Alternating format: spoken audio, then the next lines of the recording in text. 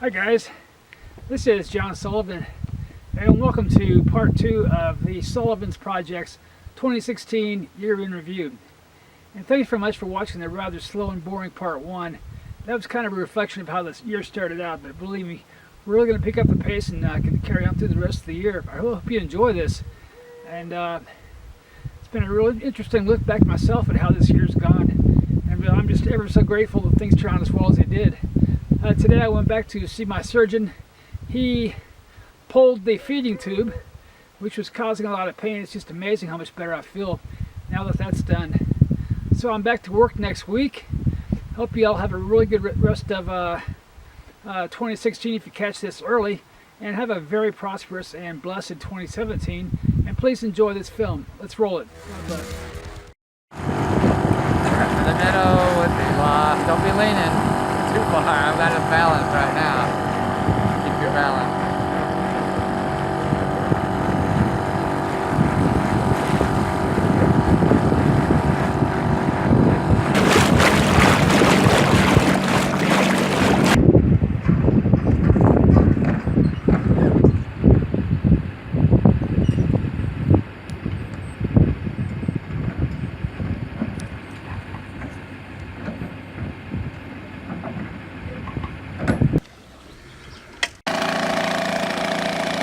Hilarious.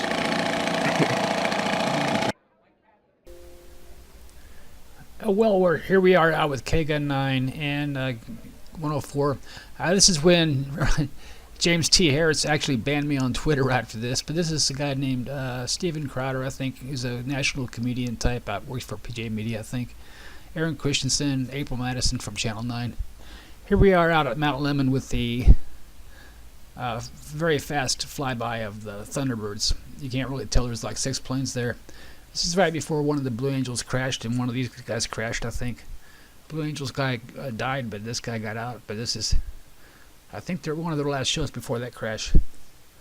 But everybody's back in the air again. Different plane. And for the Blue Angels, different pilot.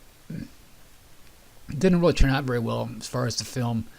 We had a lot of intruder people that were interfering with the film. So we just kind of shortened it up and sent it out to the Blue Angels, and our correction to the Thunderbirds. But you can kind of see the winds heading very strongly from the east to the west. They still pulled off a pretty good show, but I didn't get a really good zoom in on it, but it was actually a really good show. Really just couldn't tell from here. And I really kind of made a jerk out of myself up there with the people that were interfering with it, but they had every right to be up there. This is when kind of the cancer was really getting bad for me, and I knew I had to go in and get checked, and I knew pretty much what the result was going to be before I even went in. So when the cancer was biopsied as positive, I really wasn't surprised. We've been checking for Barrett's for a couple of years, and so every couple of years or so, I think this is like the 3rd or 4th time I'd been in for that screening. They run a tube down your throat and look around, and this time it was positive for cancer. And so we knew that we had a tumor in there, very obvious. And I actually had all the technical details at one. I don't understand them, but Dr. Ward and other people I shared that with did. But we knew we'd have to go in and hit it with radiation and chemotherapy and get it down to a size where the doctor could go in and cut the whole thing out. And hopefully the results out of the latest surgery that I just came out of will be all the cancer is gone. That would be really good. I'm going to make that assumption at this point until I hear otherwise. I'm just going to be on the mend So here we are, flashback. We're going to take you through the painful days of dealing with the cancer early on and all the way through the summer with the chemo and the radiation. And finally, at the end of the year, with the surgery itself.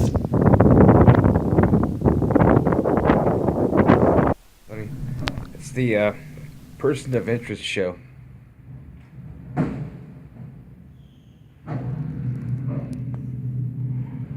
You are being watched. That show's pretty good, actually.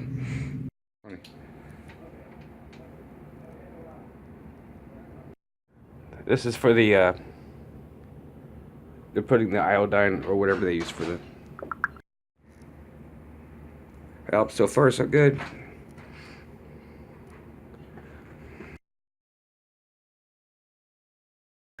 Other than that, I'm just going to take you around and show you the wonderful facilities we have here.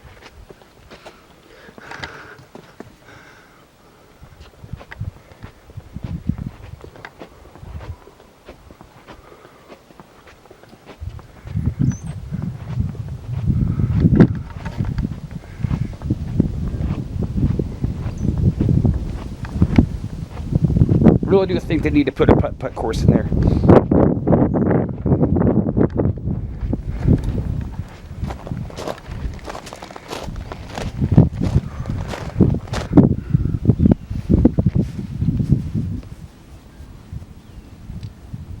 I don't have my spot picked out yet, but you know, just look at this beautiful view. Can you blame me, really? I will soon. God bless you. This is great, actually. It's my version of Mount Lemon down here. This is actually Carr Canyon, and behind me is my lovely hometown of Sierra Vista. Big shout out to Greg Johnson. Thanks very much for that very nice mail. Before I had found his church, which is Generations in Trinity, Florida, I may have been really depressed and down and hopeless over the finding of cancer. But as I told him today, if it were not for him and his church, I would not be as optimistic and as certain in the long-term future as I am now. So, with that having been said, once again, thanks very much to Greg and all you guys out in Generations. I really do appreciate that. Still my home church in many ways, and we will definitely find some way to use this occurrence in my life to give honor and praise to our God. So that's basically how I look at it, and so I hope you guys will join me in accepting this for what it is, and that's an opportunity. None of this would be here without God. I wouldn't be here without God, and neither would you. So there is a plan. Sometimes we do make plans ourselves and entertain God, but we just have to trust in His wisdom and His plan, and trust me, everything will be just fine. God bless. Well, I was up there at Carr Canyon, coming down to towards Sierra Vista, my lovely hometown. South of there is US 92, I think, which comes out this way, makes a turn, and then goes straight east out to Bisbee. I'm going to be going halfway there and then making a right to go down this way toward the Mexican border, and we'll be at Monument Pass in no time at all on the backside. I had to come back to Cochise County, but you know,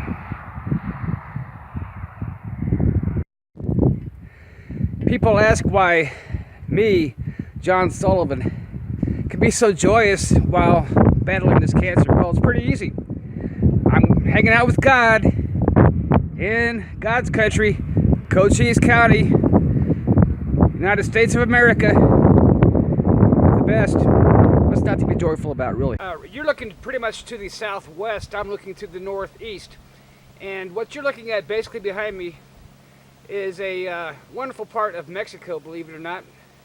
The border is not very far behind me, and beyond that is some pretty rugged terrain. No cell service here at all. No cities I've ever seen, but we can't come up here at night really unless we have some kind of astronomy club or somebody we're with. And there's a lot of border patrol up here because there's a lot of border activity through here. Matter of fact, they have a relay comm station surveillance unit about 1,000 feet north of me right now, at the top of Mount Monument Pass. It's just short of 7,000 feet here, which according to me is a lot better than Mount Lemmon as far as the altitude. But it's beautiful out here, as you can see.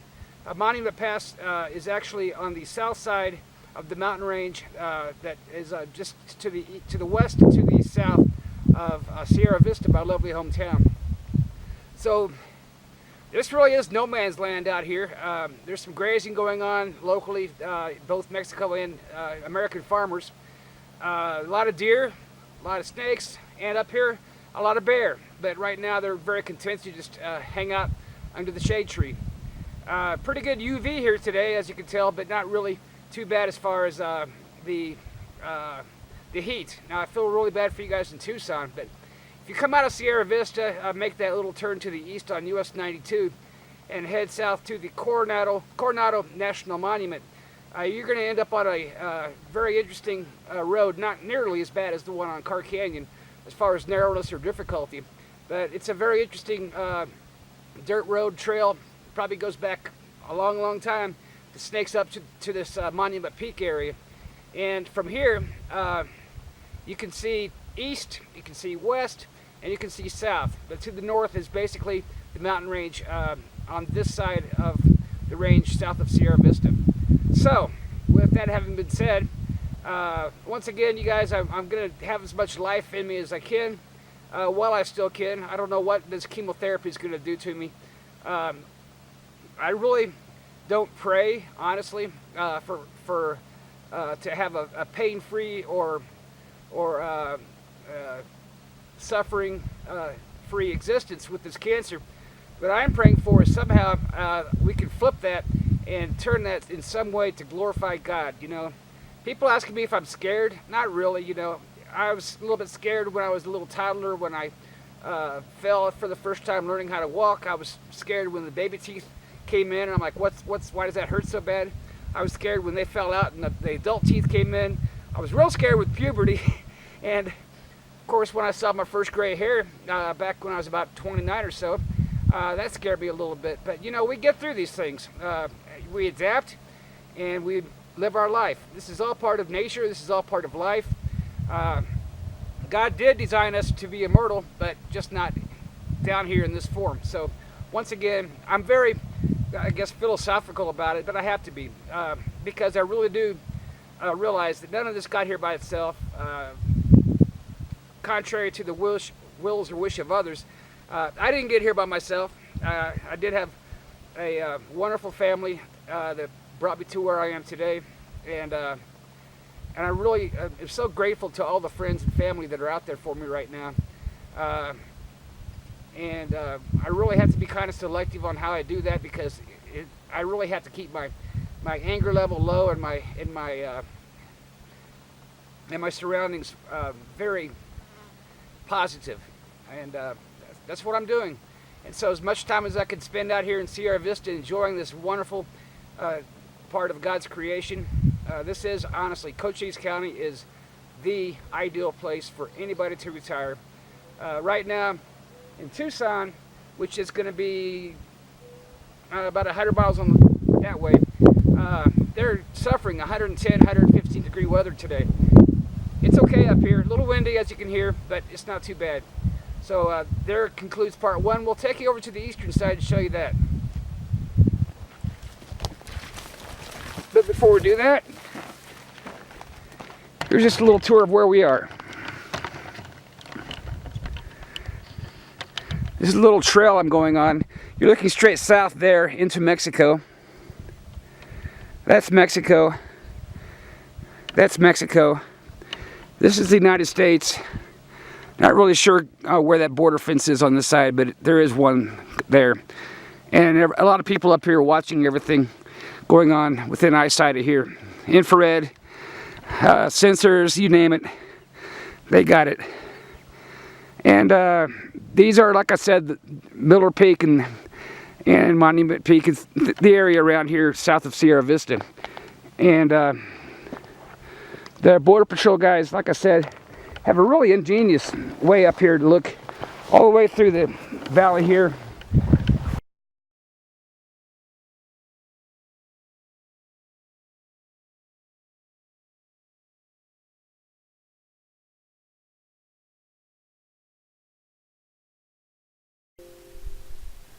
Well, hello guys. This is John once again, doing commentary late in the year, looking back on what happened earlier.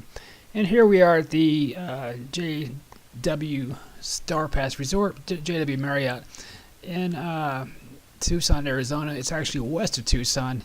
Actually, it's in an area that makes it really more Pima County than Tucson. But wonderful place. I really enjoy the hospitality, the professionalism, and the great staff there at the Star Pass Resort, as I always do. You're going to see a whole lot of famous people as I do this walkthrough.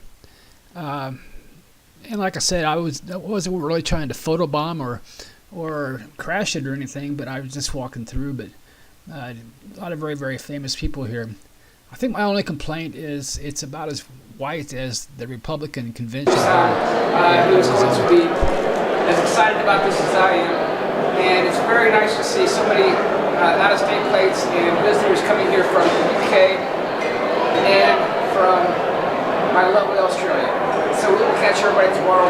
We're going to take you back out through here, and we're going to be exiting the building through the pool area, and hopefully we'll get to meet some people tonight, but if not, we will definitely do it tomorrow. God bless. But there's an awful lot of things going on here. You're going to see not only the famous astronauts like Vance Brand there, four-time shuttle pilot commander, a lot of famous moonwalkers through here. Coming up here, you're going to see some journalists. Coming up on Robert Brand and Nick Howes very shortly here. So, when you look up at the moon right now, unlike 3 years ago, it's actually setting. Right now, so we're going to see some good stars tonight, hopefully.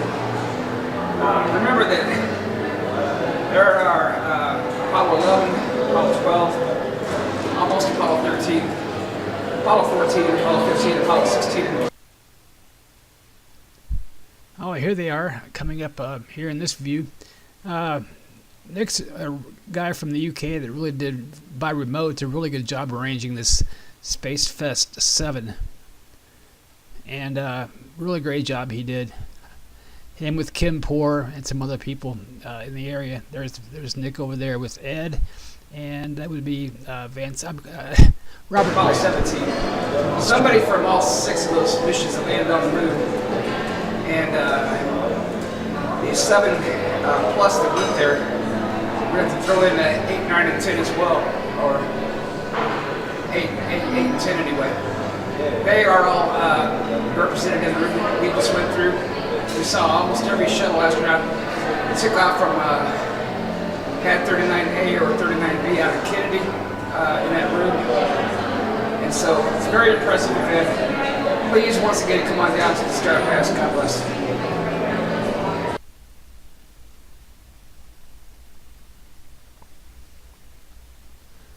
A lot of people I just only knew on Twitter. There's I think a pilot also works for NASA out of Houston there in the red dress, really nice girl. Didn't recognize her without the avionic earphones on, but really just a really great crowd here. You're going to find this year, unlike the one I filmed in Space Fest 4 and 5 earlier, I don't do a lot of voiceover for these people. I can actually cut out all the sound because I think a lot of the conversations they were having were intended to be private, and so I kept it that way. But here you can see just a great crowd we had there, just incredibly huge this year at Space Fest. You're going to see astronauts, famous people, not so famous people, fellow space enthusiasts like me who really enjoyed this. There you can see Lucy West walking out of frame. Just a lot of great people. A lot of people here from of all places, the United Kingdom, which may or may not include a split Scotland in the future. But see, we had Sam and Carol and Nick, just a whole big crew here from England. Trying to get David Blanchflower out here sometime, just to talk about the moon. I mean, we had all these guys here in this video that have actually walked on the moon. You had a lot of the project people with the, I think the greatest probe of all time, and that's the Lunar Reconnaissance Orbiter, that does more science in 2 weeks and the entire Apollo program combined, very much the Rodney Dangerfield of NASA. It really doesn't get enough respect. We had people from there. We had, I think I mentioned Leslie Young from the Pluto project. New Horizons was here. I did dearly and sorely miss Kimberly Enico Smith. Dr. Smith actually was at Space Fest, I guess it'd be 6 out in Pasadena, California. And they actually took a year off to get it all reorganized and sent back out here to Tucson. And it looks like at this point, like I just may survive this cancer and rebuild into somebody who can make it to Space Fest 8, which will be hopefully here in Tucson next summer. And like I said, it's just really incredible, almost surreal to be just watching these Apollo astronauts walk by, and there's Ed there. We had a really good rapport with the astronauts this time.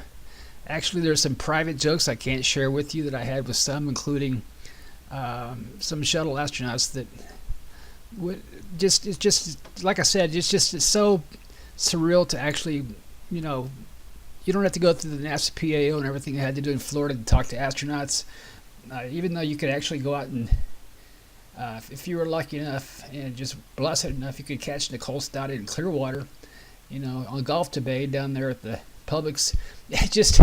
You just get so lucky and have to meet these people.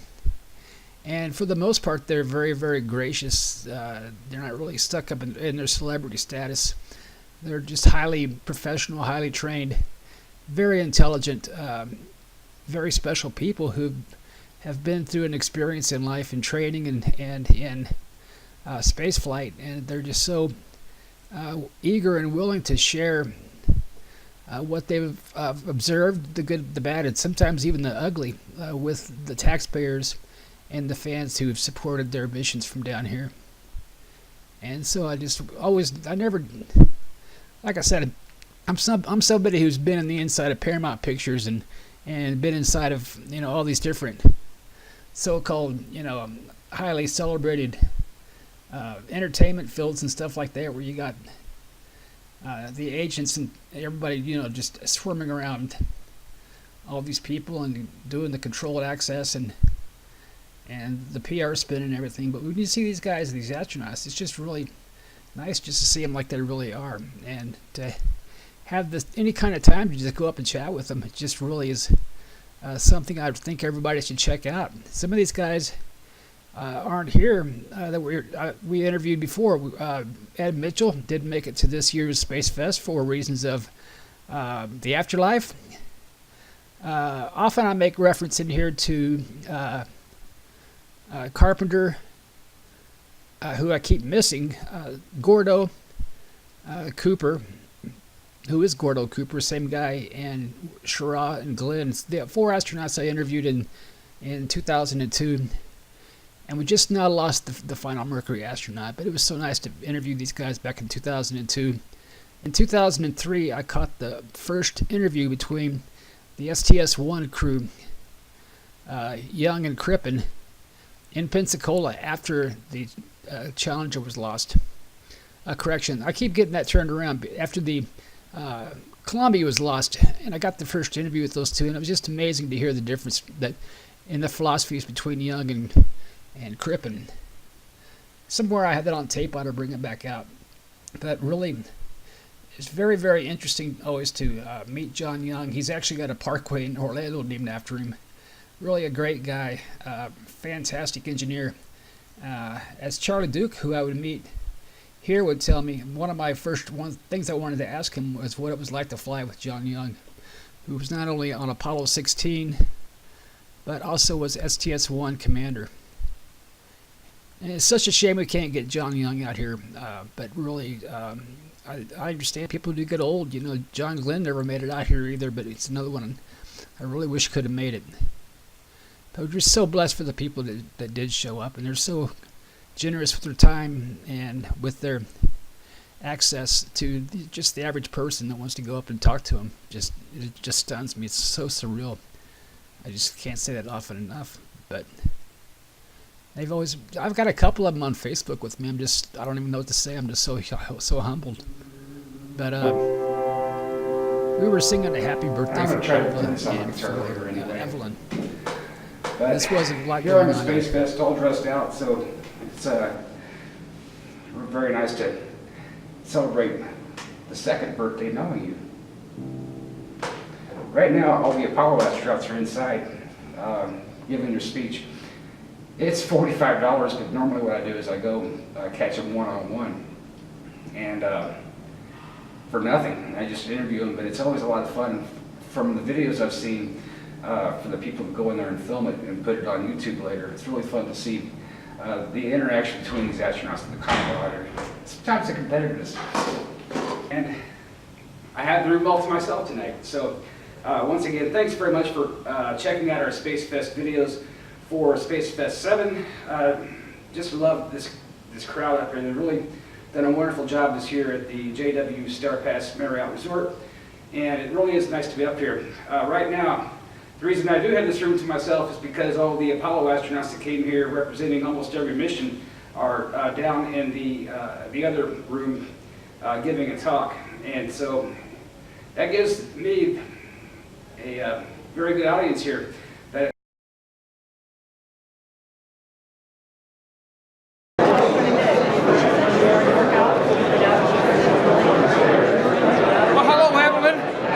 A birthday party that you never had before. Here I have Walter Cunningham, a very famous astronaut from Apollo 7, and we have the last man on the moon so far, Gene Cernan. So we're going to sing happy birthday for you. Go right ahead.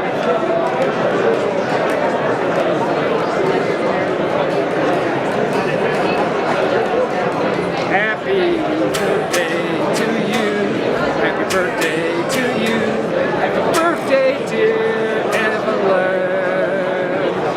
Happy birthday to you. I happen to be with the Apollo 12 astronauts. Wonderful people. One's actually a much better artist than I am. We're going to do a birthday song for you. Ready? Just getting into it. I know we can't hear it. Happy birthday to you. Happy birthday to you. Happy birthday, dear Elva. Happy birthday to you. And Captain Jim Lovell, you guys ought to get up here today because this is much better than having Tom Hanks and Mr. Bacon here. Believe me, this is the real thing. We are very privileged to have Captain Lovell here. I met him a couple times at the Naval Air Station in Pensacola. He came to the museum with the Mercury astronauts. We had Gordo, Cooper, Glenn, and Schirra there for that one. And that was I'm telling them about the time you came to Pensacola when I was in the Navy, and you had the Mercury astronauts there. These people over here? No, we're talking about when you came to the Pensacola Naval Air Station. Oh. And we had Schirra, Glenn, Cooper, and Gordo there, and you dropped by and stole the show. I don't know if you remember the Eastman Press series you did, but I still have it and I still watch it. The video series you did with Eastman Press, I still watch it all the time. Thank you. It's really great. Anyways, we have the pilot, very famous, most to me anyway, for popping off the top of a 747 in an unpowered glider that barely has wings, and that was the Enterprise. Yes, sir. I've been to Tucson, and that makes people crazy, though. And here we have Ron Guerin, Jerry Ross, whose daughter is now making spacesuits, Eileen Collins, a very good female mission commander. Hugh Gibson, actually, I think, was the first one off the Discovery after the Columbia was lost. I think he's the first one that flew that one up. And he became most famous to me for being a very outstanding Sarasota resident, Michael Collins from Florida. Brought some rain here with Nicole Stott. Right here at Space Fest 7, just on Twitter at the hashtag SF, not SP, but SF7, drop by and wish Karen a very happy birthday. He said she's the bunny being of Alan Bean. So beautiful, beautiful. Anyways, this is where the astronauts do their filming. I was filming actually inside and talking about Fred Hayes and Jim Lovell. And Jim Lovell looked at me like I'd been to Tucson for too long, because he just, like, this guy, he didn't realize I was talking to my camera, so that was really funny. We got a good laugh out of that once he figured out what was going on. But I'm filming a documentary. Hopefully I'll get it all to a point where I can edit it sometime this summer for you guys. Last time for Space Fest 5, I really rushed it out way too long, way too fast. It went on too long, and I really am not going to repeat that mistake. It's going to be a lot cleaner editing and a more concise path this time. But once again, this is by far the best one yet. I did not see astronaut Nicole Stott yet, but she is here. Didn't see Lucy West either. She is here. I'm here to actually grab Robert Brand and see if I can get him to the top of Mount Lemmon today. And really a huge turnout, a huge crowd of attendees and guests, and just a wonderful lineup. I have not seen Leslie Young yet, but Kim Enico-Smith and Alan Stern will definitely want me to drop by and say hi if I can find her. And other than that, just a really good turnout. Had a really good conversation with Walter Cunningham just now about Apollo 7, and that was the premier launch of a shuttle an Apollo capsule of a new untested design in orbit after the loss of Apollo 1. So these guys, first of all, are the first ones to go up in this huge Saturn 1B. I believe it was. As a matter of fact, I know it was. And then they went into space. Walter says he didn't get it cold, but the other two did, and that was a lot of the news was about the cold and not really how monumental it was to make that first ride into space on an untested vehicle.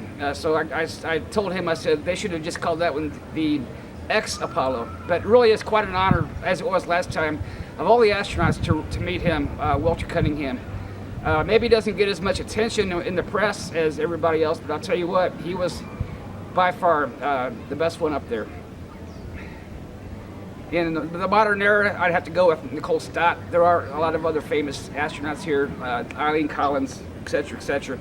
But Nicole Stott was the first astronaut NASA chose to trust on a very long duration mission on her first flight up. And Eileen Collins has first on all of her placards, but really, in many ways, just unbelievably beautiful.